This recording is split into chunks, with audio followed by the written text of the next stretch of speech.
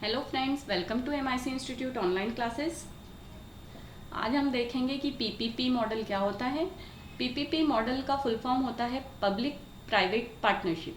Means जब सार्वजनिक संस्था और निजी मींस प्राइवेट संस्थाएं मिलकर किसी काम को या प्रोजेक्ट को या परियोजनाओं को पूरा करती है, उसे पीपीपी मॉडल कहा जाता है। हमारे देश के कई हाईवे जो बने हैं वो इसी मॉडल पे बने हुए हैं। इसमें किसी भी जन सेवा या बुनियादी स्ट्रक्चर के विकास के लिए इसको बनाया गया है।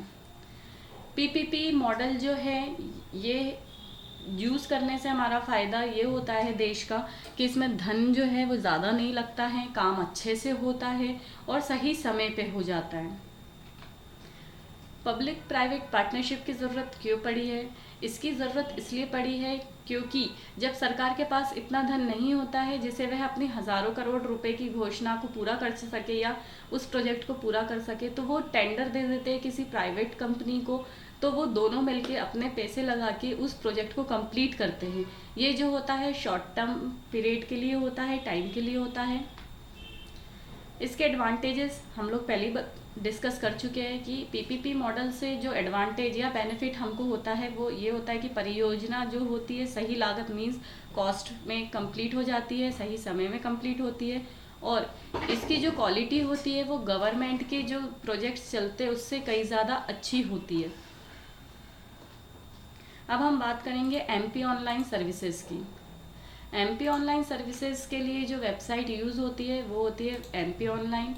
एमपी ऑनलाइन एक मध्य प्रदेश का पोर्टल है जिसमें मध्य प्रदेश की जितनी भी सरकारी सेवाएं है वो हमें एक ही वेबसाइट पे मीन्स एक ही पोर्टल पे मिल जाती है। इसमें पूरे 51 जिले और 350 से अधिक तहसीलों से जो कियोस्क है या कोई ऑनलाइन वर्क है वो किया जा सकता है।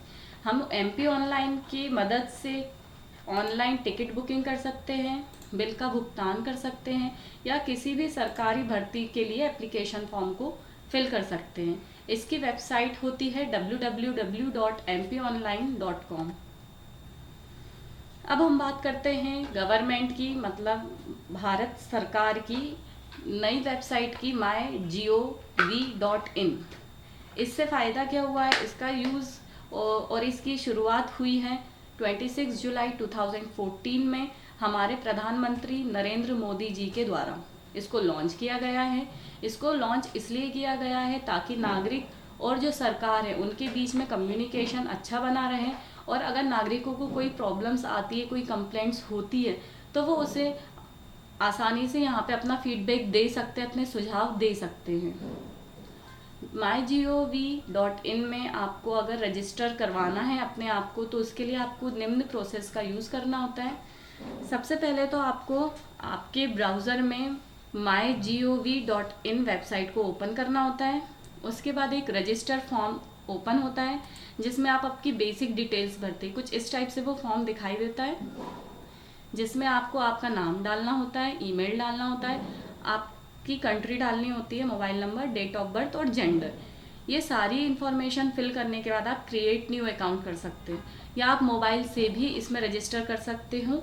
ये नंबर लिखा हुआ है, इस नंबर पे आप mygov आपका नाम और कोमा लगा के ईमेल आईडी को सेंड कर सकते हैं। इसके साथ आप अपने विशेष कौशल और मुद्दों की जानकारी प्राप्त कर सकते हो। मीन्स अगर आपको कोई इन्फॉर्मेशन लेनी है गवर्नमेंट की तो आप इसको ले सकते हो। अब हम देखते हैं सरकार द्वारा प्रदान की गई अन्य सेवाएं। ठीक है, तो भारत सरकार ने कई हमें सेवाएं दी हुई है जिनमें से हम बात करेंगे UIDAI या आधार। सेकंड है हम समाधान पोर्टल के बारे में हम बात करने वाले हैं और थर्ड है डिजिटल सिग्नेचर। तो स्टार्ट करते हैं UIDAI मीन्स आधार। तो UIDAI का फुल फॉर्म होता है unique identification authority of India. Means ये आपका एक आईडी प्रूफ होता है जो इंडिया में ही यूज़ किया जा सकता है। इसे हम शॉर्ट में आधार बोलते हैं। इसमें 12 डिजिट का एक नंबर होता है जो यूनिक नंबर होता है जिससे किसी भी व्यक्ति की पहचान होती है। इसे 2009 में स्थापित किया गया है। इसमें इसको सबसे पहले कहाँ यूज़ किया गया है, महाराष्ट्र के एक नंदुबार, यहाँ पे नाम लिखा हुआ है, निवासी नंदुबार को 29 सितंबर 2010 में सबसे पहला आधार कार्ड दिया गया था। इसकी वेबसाइट कुछ ऐसी दिखती है। अगर आपको वेबसाइट ओपन करनी है तो आप नॉर्मली किसी भी ब्राउज़र के एड्रेस बार में uidai.com डालेंगे तो आपको वेबसाइट ओपन मिल जाएगी, जिससे आप अपना आधार कार्ड डाउनलोड कर सकते हैं। आधार कार्ड के मुख्य लाभ जो होते हैं वो निम्नलिखित हैं, जैसे कि आप एलपीजी में सब्सिडी जो लेते हैं उसके लिए भी आपको आधार कार्ड लगता है, या किसी बैंक अकाउंट में आप बैंक में कोई अकाउंट ओपन कर रहे हो तब भी आप इसको लगा सकते हो। पेंशन के लिए भी आधार कार्ड का यूज़ किया जा सकता है। नया अकाउंट खोलते तब भी हम इसका यूज़ करते हैं। शेयर मार्केट में इसका यूज़ करते हैं। नेक्स्ट है हमारा समाधान पोर्टल क्या है और इसका यूज़ कैसे करते हैं। समाधान पोर्टल भी मध्य प्रदेश का ही एक पोर्टल है जिसको नागरिकों के लिए पेश किया गया है। इसे इसलिए बनाया गया है ताकि नागरिक अपना फीडबैक या अपने सुझाव सरकार को दे सके और इंडिया को डिजिटल इंडिया बनाया जा सके। ठीक है। प्रदेश सरकार द्वारा राज्य में हर महीने की मंगलवार को एक कार्यक्रम आयोजित होता है जिसमें लगभग 20 से 25 शिकायतों का जो फॉर्म है, जो पत्र है, लेटर है, उस पे समाधान दिया जाता है। अगर ऑनलाइन कोई इसमें शिकायत देना चाहता है तो वो IVR के थ्रू दे सकते हैं। IVR का फुल फॉर्म होता है इंटरैक्टिव वॉइस रिस्पॉन्स। इसके थ्रू एक साथ 15 लोग अपनी शिकायत या सुझाव दर्ज कर सकते हैं। इसे हम किसी भी भाषा, मतलब बहुत सारी भाषाओं में भी इसकी शिकायत दर्ज कर सकते हैं। ज़रूरी नहीं है आप हिंदी या इंग्लिश में ही इसमें शिकायत दर्ज कर सकें। इसके लाभ क्या हैं?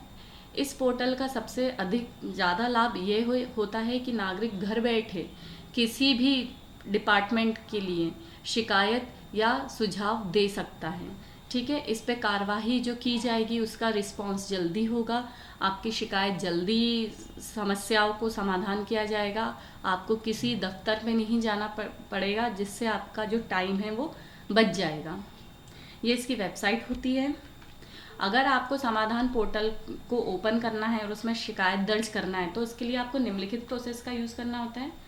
सबसे पहले तो आप किसी भी ब्राउज़र में समाधान.mp.gov.in वेबसाइट को डाल के एंटर की प्रेस करेंगे। जैसे ही आप उस पर क्लिक करते हो एक पेज ओपन होता है। उस पेज में शिकायत दर्ज करें एक बटन शो होगा जिस पे आपको क्लिक करना है। जैसे ही आप उस पर क्लिक करते हो आपके सामने ये पेज आता है। इस पेज में आप अपनी नॉर्मल डिटेल्स डालते हैं, जैसे कि मोबाइल नंबर, आधार कार्ड नंबर, आपका नाम, सरनेम, ईमेल। ये सारी चीज़ डालने के बाद आपको शिकायत जो भी है वो शिकायत डाल के आपको अप्रूव करना होता है।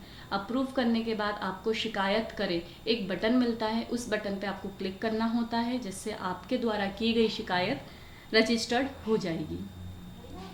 अब हम बात करते हैं डिजिटल सिग्नेचर की। तो डिजिटल सिग्नेचर क्या है? डिजिटल सिग्नेचर जो होता है, नॉर्मली हम लोग जो मैनुअली सिग्नेचर करते हैं वही डिजिटल रूप में भी हम लोग यूज़ कर सकते हैं। ठीक है। इसमें एक सेंडर होता है जो अपना डिजिटल सिग्नेचर किसी भी ऑनलाइन चीज़ में दे सकता है।